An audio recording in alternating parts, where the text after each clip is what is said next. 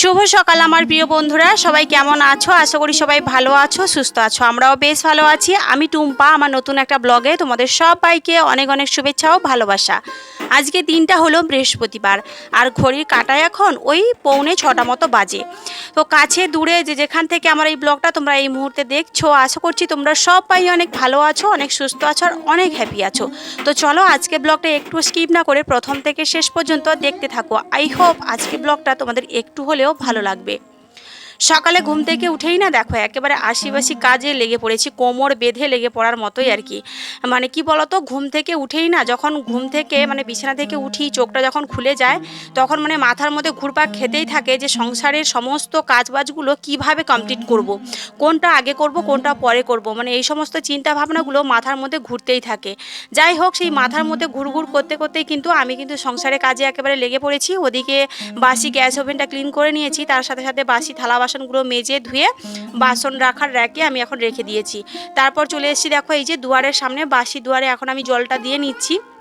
আর আজকে জানো তো একটু বৃষ্টি হচ্ছে না, কেন কি বলো তো, আজকের ওয়েদারটা ভীষণই ভালো, ভীষণই ভালো। একবারে সকালে ঘুম থেকে উঠেই দেখি, মানে আমি ঘুম থেকে উঠেছি ওই 5টার সময় ঘুম থেকে উঠে আর ভিডিও এডিটিংয়ের একটু কাজ বাকি ছিল, সেটা কমপ্লিট করলাম। তারপরেই কিন্তু এই যে 5:45 নাগাদ আমি কিন্তু সংসারের কাজে হাত দিয়েছি। তো ওদিকে মামাম সোনা এখনও ঘুমাচ্ছে। আর কি বলো তো, ওয়েদারটা বলতে রাত থেকে এক ফোঁটাও বৃষ্টি হয়নি, আর এখন কিন্তু সূর্যি মামা উঠেই পড়েছে। আর ওয়েদারটা ভীষণ ভালো লাগছে। একটানা কয়েকদিন বৃষ্টি হওয়ার পরে এই যে একটু রোদ্দুর বেরিয়েছে না, বেশ ভালোই লাগছে। তো ভাবছিলাম আজকের কিছু কাচাকুচি করব, যদিও মানে কাচাকুচি করার তেমন কিছু একটা নেই। কারণ তোমরা তো আমার ব্লগে দেখতেই পাও আমি রোজকার কিন্তু জামা কাপড় কাচাকুচি করেই থাকি, সে যত বৃষ্টি হোক না কেন। তো এদিকে দেখো গতকালকের আমি আমার এই শাড়িটা মানে কেচে ধুয়ে শুকনো করে রেখেছিলাম, তবে সেটা আর ভাঁজ করা হয়নি। তো এখন সকালবেলা একটু সময় পেয়েছি, যেহেতু অনেক সকালে ঘুম থেকে উঠেছি, তো ওই জন্যই কিন্তু দেখো শাড়িটা এখন ভাঁজ করে নিচ্ছি। আর আজকে জানো মামামের এক্সাম রয়েছে, আজ রয়েছে মামামের ড্রয়িং। তো জানি না মামাম কি করবে কি না করবে, মানে ভেবেই আমার নিজেকে কেমন পাগল পাগল লাগছে।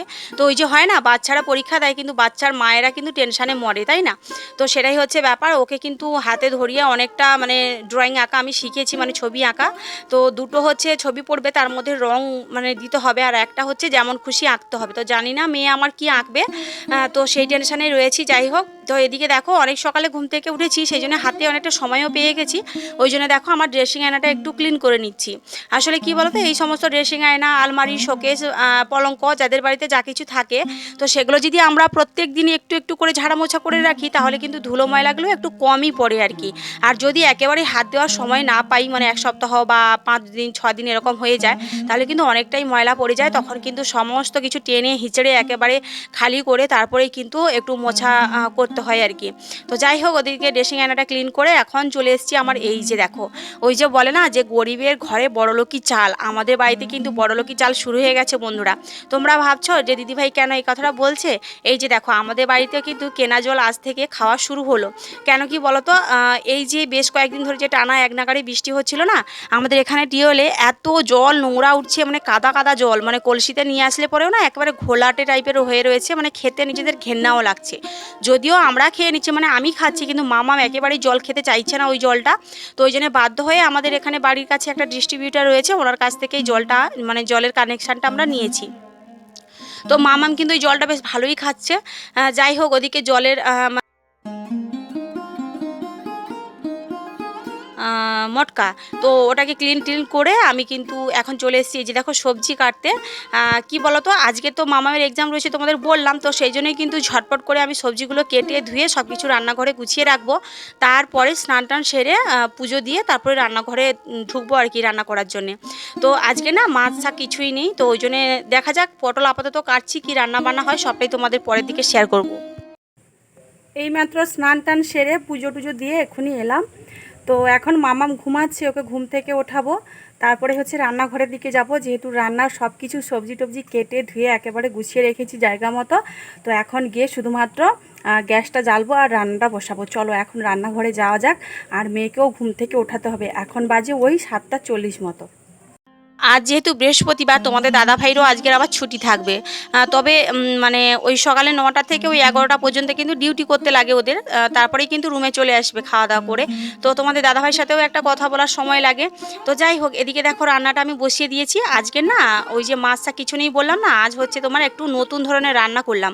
পটল আলু আর সয়াবিন দিয়ে একসাথে একটা তরকারি করলাম, জানি না কেমন লাগবে। তো ফার্স্ট টাইম আমার রান্নাঘরে এরকম মানে সয়াবিন দিয়ে পটল আলু তরকারি করলাম।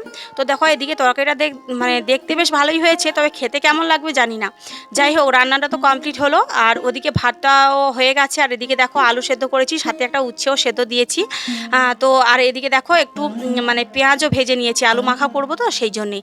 আর এদিকে রয়েছে তোমার ভাত। তো চলো, রান্না আপাতত একেবারে সব কিছু কমপ্লিট হয়ে গেছে। এবারে মেয়েকে ঘুম থেকে ওঠাবো, ঘুম থেকে উঠিয়ে বিছানাপত্র গোটাবো। তো চলো, ফাইনালি চলে এসেছি আমার বেডরুমে। আর বেডরুমে এসেই মামামকে ঘুম থেকে উঠিয়ে ওই যে দেখো ও দাঁড়িয়ে রয়েছে। আর আমি এখন ভালো করে মানে বালিশ টালিশগুলো একটু ভালো করে গুটিয়ে নিচ্ছি। আর এই যে কি বলতো, এই যে রোদ্দুরটা বেরিয়েছে না, আমি কিন্তু গতকালকে বালিশ টালিশগুলো একটু রোদ্দুরে দিয়েছিলাম, মানে অ্যাজবেস্টারের ওপরে। আর তবুও রোদ্দুর বেরোলে না আমার কি মনে হয় বলতো, একটু জ্বালানিটা রোদে দিই, মানে আমাদের যে রান্না হয় উনানে।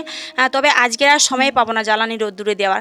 যাই হোক, ওদিকে বিছানা গুটিয়ে মামামকে নিয়ে আমি কিন্তু গেছিলাম খাওয়া দাওয়া করে স্কুলে। আর স্কুল থেকে ফাইনালি দেখো বাড়ি ফিরে এসেছি, মানে আসছি আর কি, বাড়ি যাওয়ার পথেই তোমাদের সাথে কথা বলছি।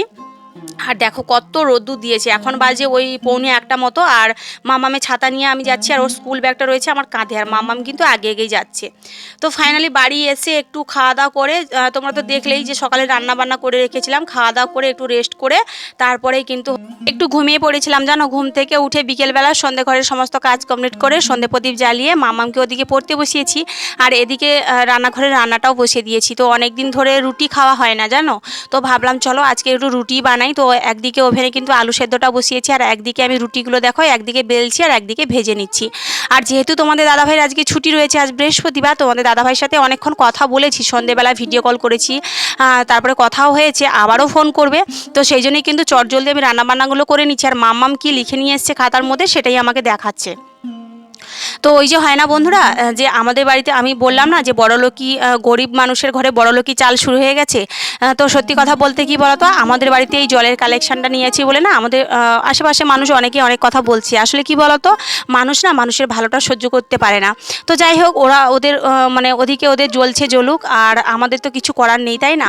আমাদের অসুবিধা হচ্ছে বলেই আমরা কানেকশানটা নিয়েছি, তো কে কি বললো তাতে কিছু যায় আসে না, তাই না বন্ধুরা?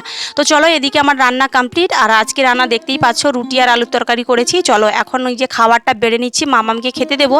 এখন বাজে ওই রাত 10টা। চলো এখন আমরা খাওয়া দাওয়া করে বিছানাপত্র করবো, তারপরেই কিন্তু ঘুমাতে যাব।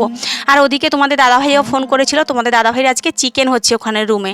তো যাই হোক, মানুষটা অনেকদিন পরে একটু মাংস খাবে, কারণ তোমাদের দাদাভাই না নিরামিষ হোটেলে থাকে, সেই জন্যই। তো চলো আজকে আমাদের এখানে শেষ করছি। Good night.